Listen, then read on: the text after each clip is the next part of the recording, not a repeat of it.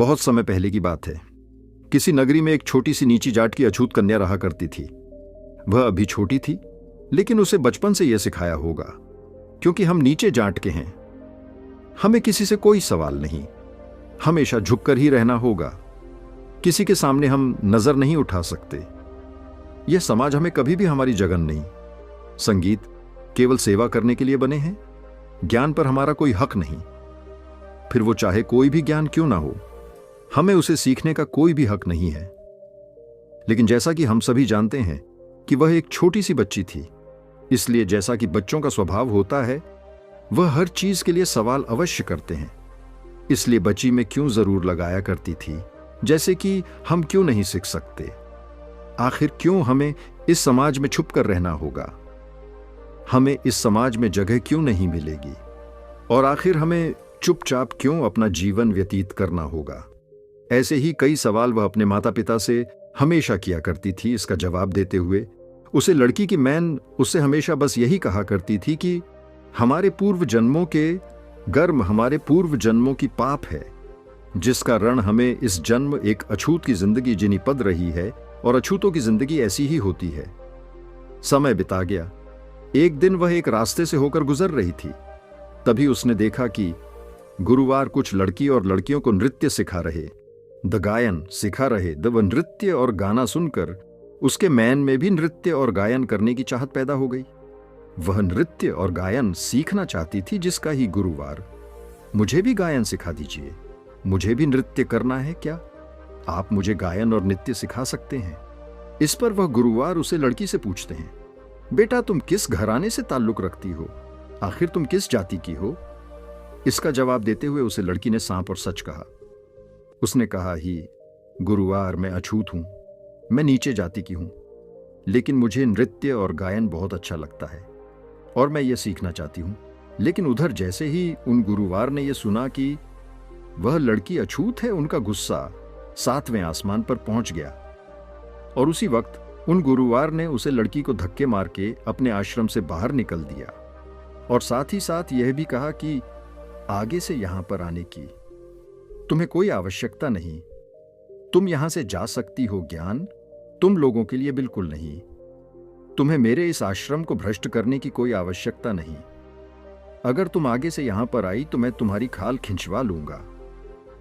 वह लड़की चुपचाप अपना अपमान सहकार वहां से चली गई। लेकिन उसके मैन में नृत्य और गायन सीखने की जो चाहत थी वो पहले से भी ज्यादा और बढ़ चुकी थी। लेकिन अब उसे वह गुरुवार नृत्य और गायन नहीं सीखना चाहते दा, जिसका रण उसे लड़की ने चोरी चोरी छुप छुप कर दूसरे लड़कों का नृत्य दिखा गया। संगीत जब भी वह अकेले रहती तो खूब मेहनत के साथ, खूब लगन के साथ वह इसका अभ्यास करती, और लगातार मेहनत के बाद करीबन 2 वर्षों के बाद वह गायन और नृत्य पारंगत हो गई। लेकिन वह जानती थी, यदि मैंने किसी को यह बात बताई तो लोग मुझे मरेंगे, मेरा अपमान करेंगे, जिस कारण उसने यह बात कभी किसी को नहीं बताई। एक दिन राजा की पुत्री अर्थात राजकुमारी उसे नगर से होकर गुजर रही थी और उनके वेस्टर्न में लग गया। संगीत वह लड़की भी उसी मार्ग से होकर गुजर रही थी। लड़की को का वस्त्र अत्यधिक पसंद। संगीत वह बहुत ही सुंदर लग रही थी। उसी समय नगर में एक मेला भी चल रहा था। उसके मैन में एक विचार आया। उसने सोचा, यदि मैं अपने पुराने वस्त्र पहनकर जाऊंगी तो मेले में लोग मुझे पहचान लेंगे, और यदि मैं राजकुमारी की सुंदर वस्त्र मेले में पहनकर जाती हूं तो मुझे कोई भी नहीं पहचान सकेगा। इसलिए वही वस्त्र पहनकर मेले की ओर चल पड़ी। जब वह मेले में पहुंची तो उसने देखा कि एक जगह पर नृत्य और गायन चल रहा था। उन्हें देखकर उसके मैन में भी नृत्य और गायन की लालसा और बढ़े। लेकिन वह सभी नृत्य नहीं कर सकती थी और ना ही अपनी गायन की कला दिखा सकती थी, जिस कारण वह मेले की एक कोने में गई और वहां पर उसने गाना शुरू किया। उसकी आवाज बहुत ही मधुर थी, लोगों को आकर्षित करने वाली थी। जब वह एकांत में गाना गा रही थी तभी उसकी आवाज मेले में ही खड़े एक व्यक्ति ने सुनी, और वह आवाज का पीछा करते हुए उसे लड़की तक पहुंच गया। उसे व्यक्ति ने कहा, बेटा तुम्हारी आवाज बहुत मधुर है, यह मुझे आकर्षित कर रही थी, और जिस कारण मैं तुम्हारी आवाज का पीछा करते हुए यहां तक मेरे लिए मेले में एक बार गाना गा सकती हो, तुम इसके बदले में जितना भी धन मांगोगे संगीत, इसलिए मैं आपके लिए कोई भी गाना नहीं गा सकती, मुझे माफ करें। तभी वह व्यक्ति उसे लड़की को और भी धन देने का वादा करता है, उसे और लालच देता है। तभी वह लड़की इसका जवाब देते हुए कहती है, बाबा, मैं धन दौलत के लिए गाना नहीं गति गट्टू, मेरी खुशी है और मैं अपने इस खुशी संगीत। लड़की की यह बात सुनकर उसे व्यक्ति ने लड़की से मिनट की प्रार्थना की ताकि वह लड़की उसके लिए एक बार गाना गा सके।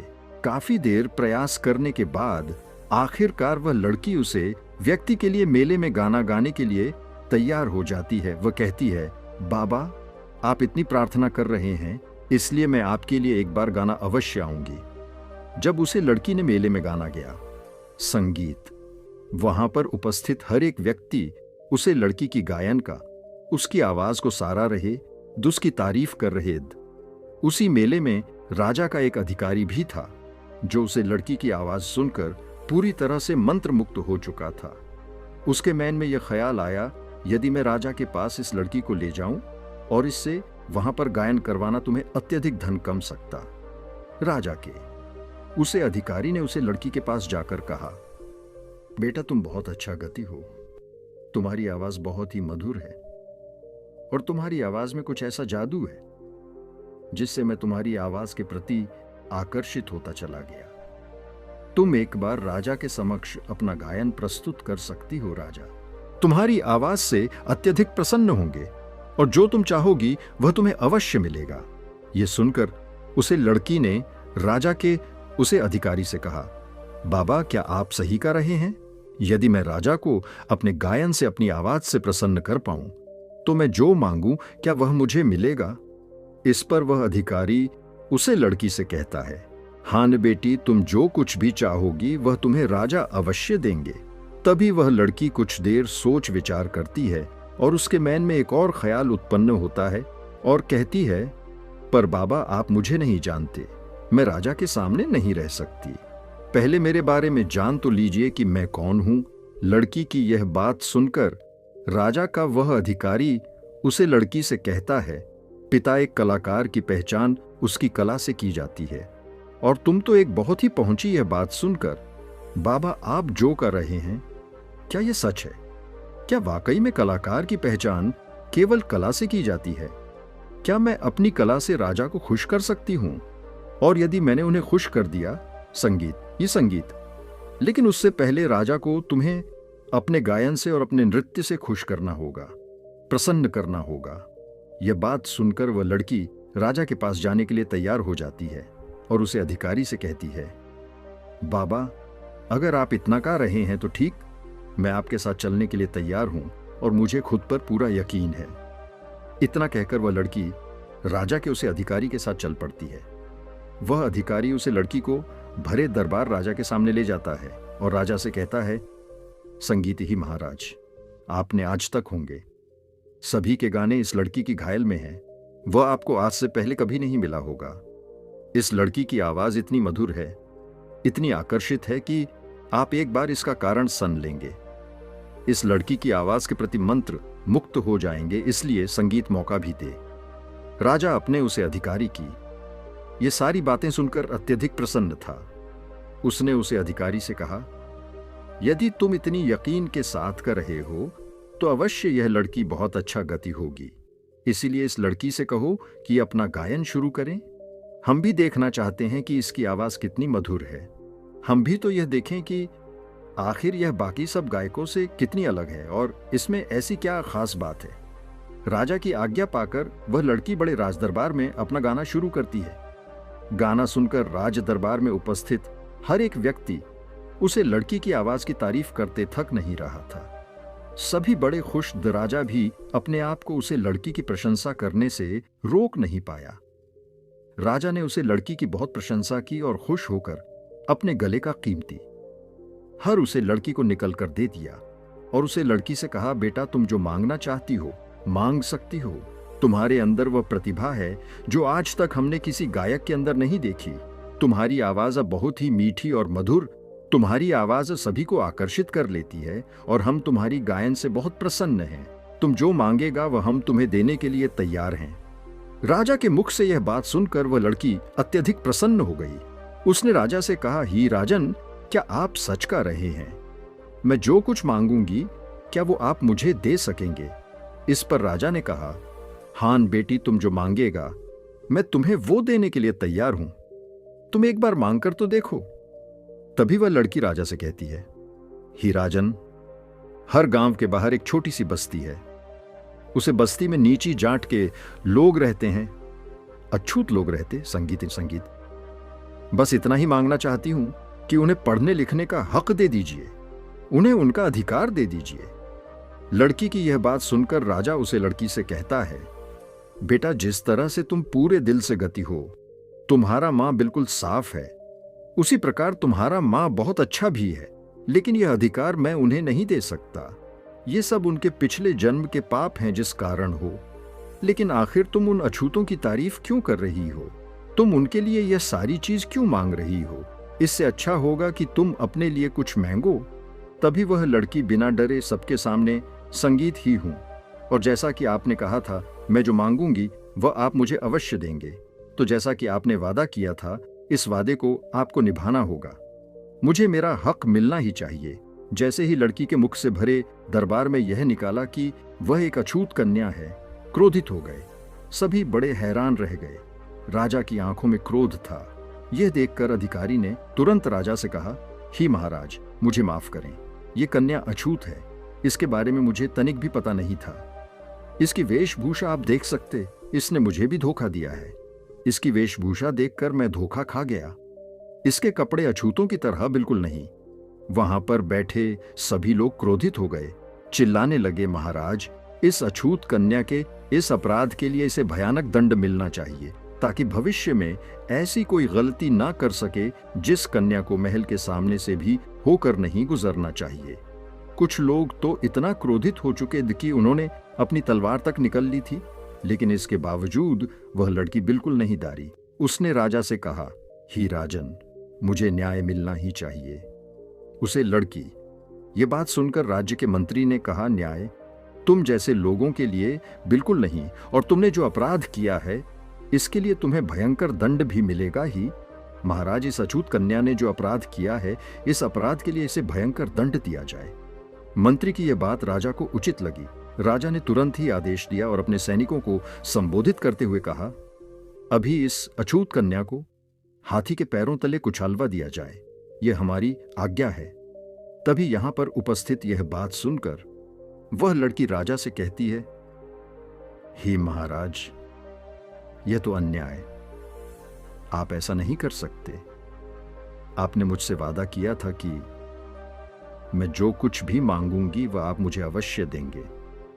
लेकिन राजा ने उसे लड़की एक भी नहीं सुनी, लेकिन इसके बावजूद उसे लड़की ने हर नहीं मणी। उसने थोड़ी सी हिम्मत दिखाई और सैनिकों को धकेलकर वे राजमहल से भागने के लिए राजा ने तुरंत ही आदेश दिया कि उसे लड़की को पकड़ा जाए। वह लड़की भागते भागते एक मार्ग से होकर गुजर रही थी। वह काफी थक चुकी थी। अब उसके अंदर भागने और ताकत नहीं बची हुई थी। संगीत दोनों हाथों से उठाया और जब उसे लड़की ने सामने देखा तो उसके सामने महात्मा गौतम बुद्ध खड़े इसका जवाब देते हुए। वह लड़की महात्मा गौतम बुद्ध से कहती है, ही गुरुवार, मैं एक अछूत कन्या हूं, मैं नीचे जाति के हूं, जिस कारण राजा ने मुझे मृत्यु दंड दिया। के साथ जो कुछ हुआ था उसने सब कुछ साफ साफ महात्मा गौतम बुद्ध को बता दिया।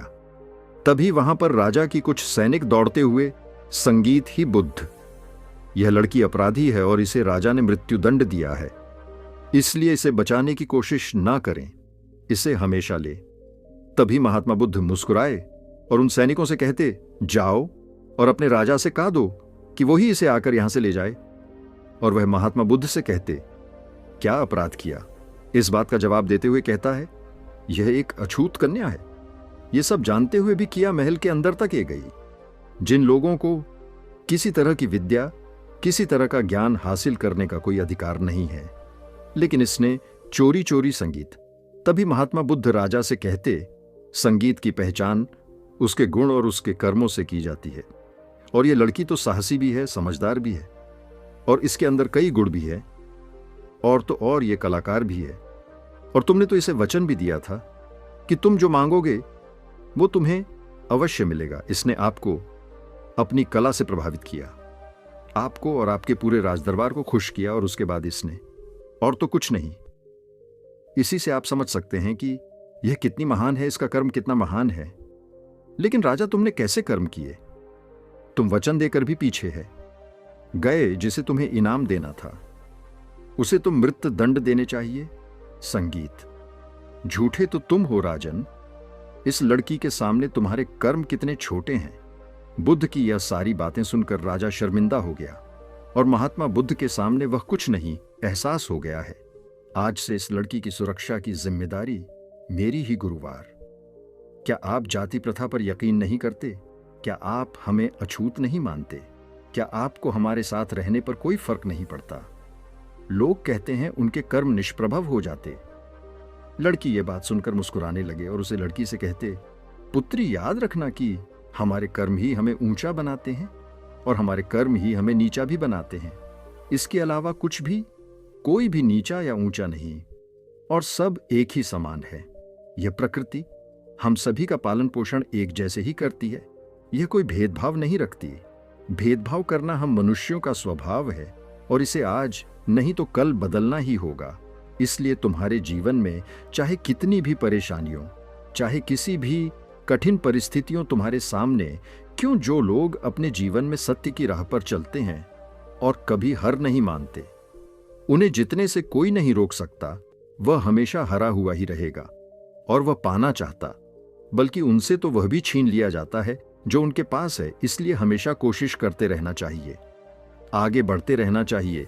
तभी आप सफल हो पाएंगे, तभी आपको सफलता अवश्य मिलेगी। दोस्तों, उम्मीद है कि आपने इस वीडियो से जरूर कुछ ना कुछ सीखा होगा।